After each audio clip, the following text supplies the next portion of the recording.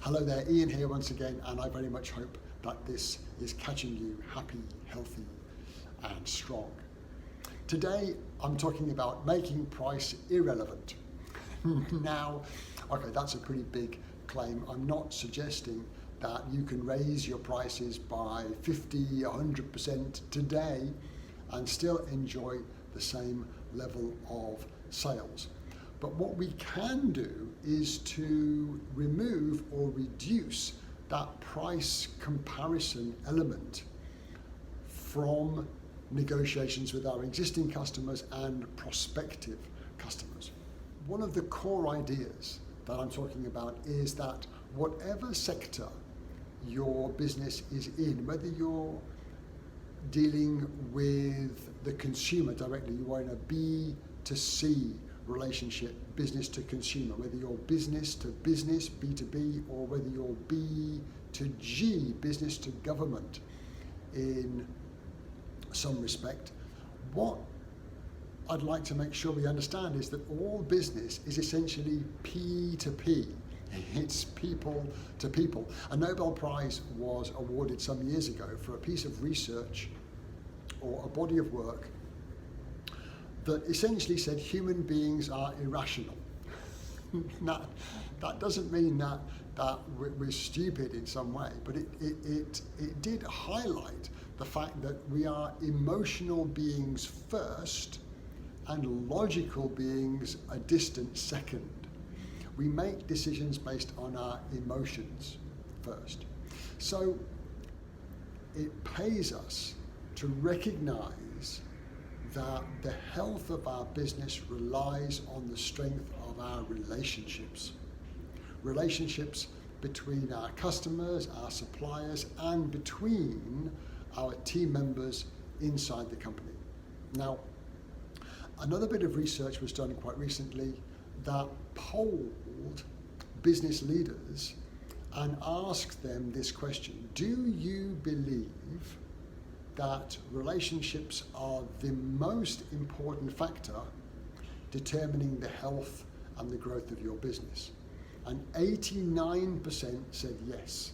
So 9 out of 10 people said that relationships are the most important factor in the health and growth of their business. The same leaders were asked whether they have a specific strategy for strengthening relationships internally and externally, and that number dropped to 5%.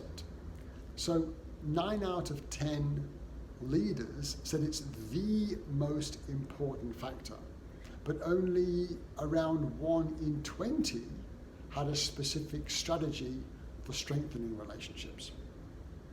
So clearly there's a massive opportunity for us in our businesses. The question then arises, so what do we do? How do we strengthen relationships with those three classes of people, customers, suppliers, and internal teammates? It's a huge topic, but let's talk about a few things that we can do quite quickly. The first is to recognize its importance.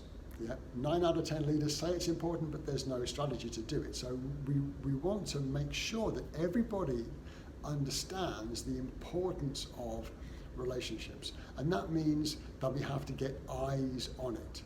How do we do that?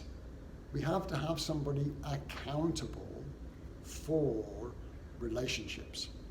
Customer relationships, supplier relationships, internal relationships. We have to have someone that's accountable for those areas. Now, it doesn't have to be a new hire.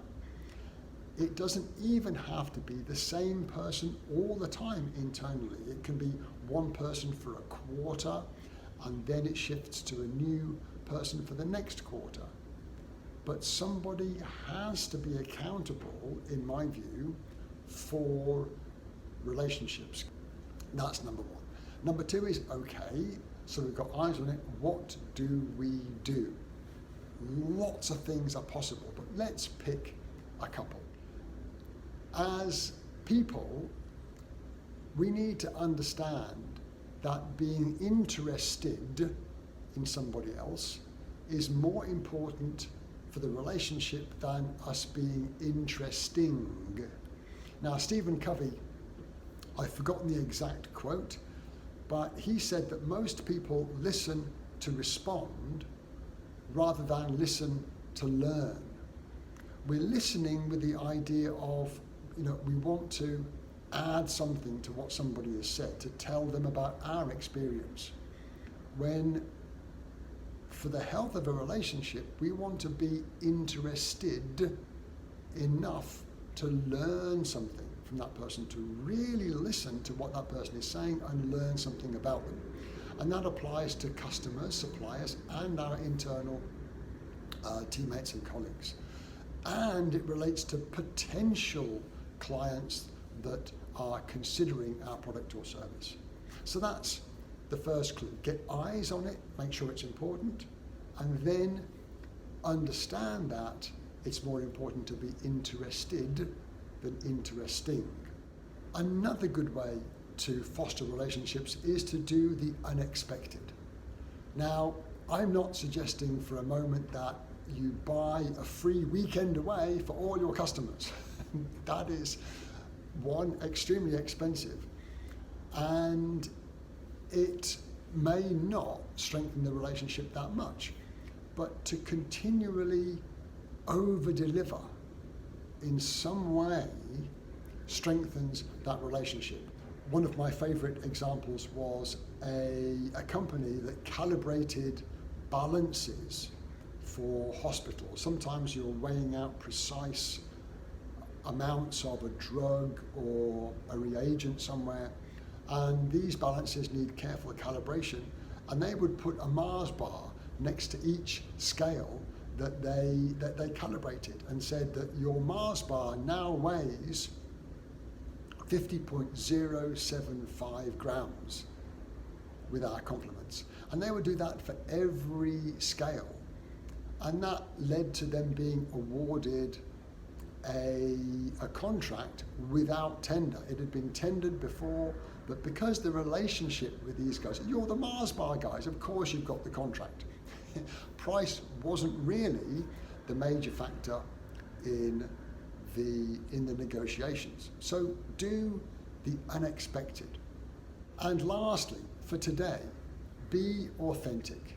Now, hopefully that goes without saying. We can spot people quite easily that are being fake about relationships. They're doing it, but they're not really genuine. So whatever you're doing, again, with suppliers, customers, and with your teammates, be authentic.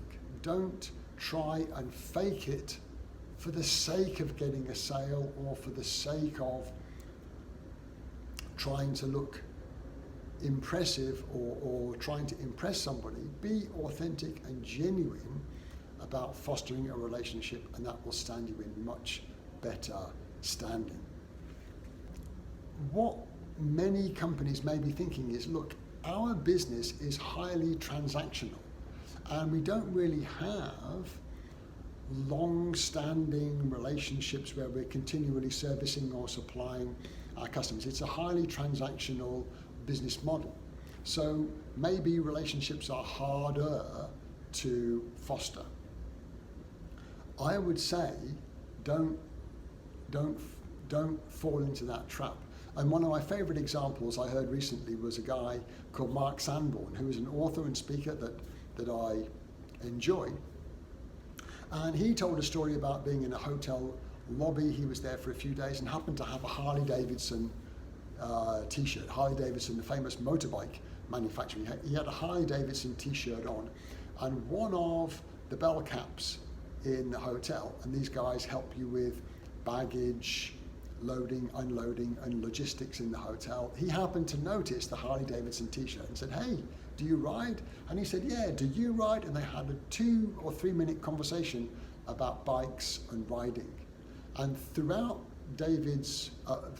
Mark's stay in the hotel, that bell cap was the only one that recognized him and the only one that Mark recognized. You can have a shared affinity no matter how short the transaction is. The thing is, if you make it a system and repeatable, it's amazing how those little interactions begin to pay off with people that enjoyed the experience, refer you to others, and come back for more. Don't fall for the trap that you're a transactional business and you can't generate relationships. So hopefully we've given you a few ideas on the importance of building and nurturing relationships. With healthy relationships, the price that you're charging for your product or service becomes much less of a factor. If someone knows that you're there to do the best for them and that you have their interests at heart, they will pay what you're asking because you now become an essential component of their life and their business. I really hope that that did make sense. I may revisit these things because it's a large topic. I may revisit the ideas and give you some more clarity in subsequent videos, but I hope for now that did make sense, and I'll look forward to sharing with you again soon.